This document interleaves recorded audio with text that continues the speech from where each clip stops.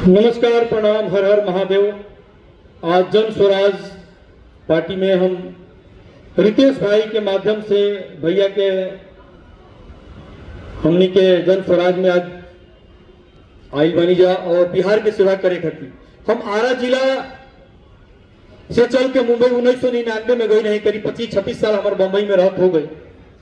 और अरुण सिंह काका नाम हमारे से पड़ा रहे कि बम्बई में वो घड़ी फिर खाली होते रहे, भोजपुरी लोकगीत कार्यक्रम ना होते रहे। सन 2001 से शुरुआत करवाई और वो घड़ी से लेकर 2018 के बीच में करीब महाराष्ट्र और गुजरात में कई सौ स्टेज शो करवाई, जो 200 से ज्यादा गायक को धरती पर बुला के बम्बई में भी भोजपुरी के हमनी के गर्दा मचौनी जा।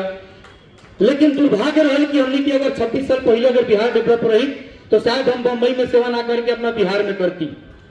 तो आज हम बहुत सौभाग्यशाली बने कि प्रसाद सर के हमनी के संरक्षक में टीम के संरक्षण में रह के हमनी के काम करे के मौका मिली।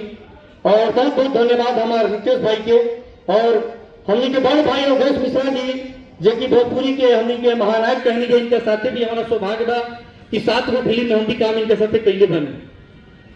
प्रशांत भैया के बारे में सिर्फ एक चीज कहो कि आदमी के